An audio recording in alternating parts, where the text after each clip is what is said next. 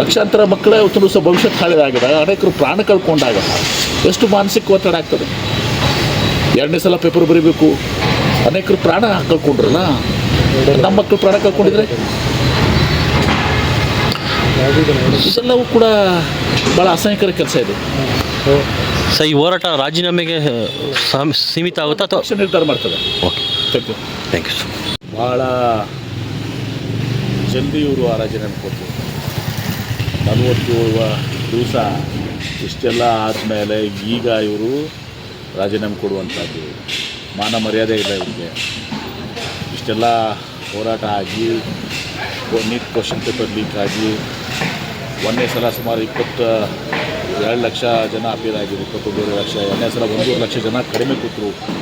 4-5 ಜೀವಗಳನ್ನು ಕಳ್ಕೊಂಡ್ವಿ.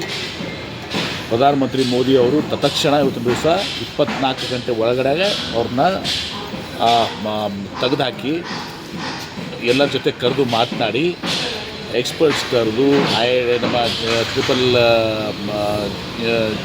JE ಇದೆ, ನಮ್ಮಲ್ಲಿನೇ ಇವತ್ತು ನಮ್ಮ KE ಇದೆ, ಇಂಥ ಎಲ್ಲ ಇವ್ರನ್ನ ಎಕ್ಸ್ಪರ್ಟ್ಸ್ ಕರೆಸಿ ಇವತ್ತು ದಿವಸ ಒಂದು ಫುಲ್ ಪ್ರೂಫ್ ಎಜುಕೇಷನ್ ಸಿಸ್ಟಮ್ ಮಾಡಬೇಕು, ಕರೆದು ಎಲ್ಲ ಜೊತೆ ಚರ್ಚೆ ಮಾಡಿ ಕ್ರಮ ಕೈಗೊಳ್ಬೇಕಾಗಿತ್ತು. 24 ತಾಸಲ್ಲಿ ಪ್ರಧಾನಮಂತ್ರಿಗಳು ಆರಾಮಾಗಿದ್ದರು. ಇಲ್ಲಿವರೆಗೆ ಒಬ್ಬ ಇಷ್ಟೆಲ್ಲ ಲಕ್ಷಾಂತರ ಜನ ಹೋರಾಟ ಮಾಡಿದ ಮೇಲೆ ನಮ್ಮ ಕಾಕ್ರೋಚ್ ಜನತಾ ಪಾರ್ಟಿ, ನಮ್ಮ ವಾಂಗ್ಕೂಕು, ಆಮೇಲೆ ನಮ್ಮ ಕಾಂಗ್ರೆಸ್ ಪಕ್ಷ ಇವತ್ತು ದಿವಸ ರಾಹುಲ್ ಗಾಂಧಿ ಅವರು, ಪ್ರಿಯಾಂಕಾ ಗಾಂಧಿ ಎಲ್ಲರೂ ಹೋರಾಟ ಮಾಡಿದ್ಮೇಲೆ ಈಗ ಭಾಳ ತಡವಾಗಿ ಇಷ್ಟೆಲ್ಲ ಆಗಿ, ಇಷ್ಟೆಲ್ಲ ಅನಾಹುತ ಆಗಿ, ಇಷ್ಟೆಲ್ಲ ಅತ್ಯಂತ ಮಹತ್ವದ ನಮ್ಮ ಯುವಕರ ಭವಿಷ್ಯ, ನಮ್ಮ ಮಕ್ಕಳ ಭವಿಷ್ಯ, ಶೈಕ್ಷಣಿಕ ಭವಿಷ್ಯದ ಜೊತೆ ಇವತ್ತು ಚೆಲ್ಲಾಟ ಆಡಿ ಎಷ್ಟು ನಾವು ದಪ್ಪ ಚರ್ಮವನ್ನು ಹೊಂದಿದ್ದೀವಿ, ಎಷ್ಟು ನಾವು ಇವ್ರಿಗೆ ಕಾಳಜಿ ಮಾಡೋದಲ್ಲ, ಇವ್ರ ಬಗ್ಗೆ ಕಾಳಜಿ ಇಲ್ಲ ಅಂತ ತೋರಿಸಿ ಈಗ ಅನಿವಾರ್ಯ ಕಟ್ಟ ಕಡೆಗೆ ಇವತ್ತು ದಿವಸ ರಾಜೀನಾಮೆ ಹೋರಾಟದ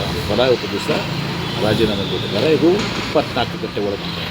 ಸೊ ಎಲ್ಲೋ ಒಂದು ಕಡೆ ಕಾಂಗ್ರೆಸ್ನ ಹೋರಾಟ ಮತ್ತು ಕಾಂಗ್ರೆಸ್ ಪಾರ್ಟಿ CGI, ವಾಂಗ್ಕೂಕು ಎಲ್ಲರ ಒಂದು ಹೋರಾಟ, ಜನರ ಮಾಧ್ಯಮದವರು ತಾವು ಕೂಡ ಹೈಲೈಟ್ ಮಾಡಿದ್ದೀರಿ, ಎಲ್ಲರ ಒಂದು ಹೋರಾಟ ಇದೆ. ಇದು ನಮ್ಮ ಯುವಕರ, ನಮ್ಮ ವಿದ್ಯಾರ್ಥಿಗಳ, ನಮ್ಮ ಮಕ್ಕಳ ಭವಿಷ್ಯತ್ತನ್ನು ನಿರ್ಧಾರ ಮಾಡಿರ್ತಾರೆ. ಅದ್ರ ಜೊತೆ ಚೆಲ್ಲಾಟ ಆಡಿದ್ವಿ. ಇವತ್ತು ಪ್ರಾಣ ಕಳ್ಕೊಂಡ್ರು, ಪ್ರಾಣ ವಾಪಸ್ ಬರ್ತಲ್ಲ. 1.5 ಲಕ್ಷ ಜನ ಪರೀಕ್ಷೆಗೆ ಇವತ್ತು ಒಂದು ದಿವಸ ಮಾನಸಿಕ ಒತ್ತಡದಿಂದ ಪರೀಕ್ಷೆಗೆ ಅಪೇರ್ ಆಗಲಿಲ್ಲ. ಅವ್ರಿಗೇನಾದರೂ ನ್ಯಾಯ ಕೊಡ್ತೀರಾ ನೀವು? ಅವ್ರ ಮೇಲೆ ಮತ್ತೆ ಹಲ್ಲೆ ಮಾಡಿದ್ರಿ, ಪೊಲೀಸರಿಗೆ ಬಳಸಿದ್ರಿ. ಎಷ್ಟು ಬೇಗ ನೀವು ರಾಜೀನಾಮೆ ತಗೊಂಡಿದ್ದೀರಲ್ಲ? 40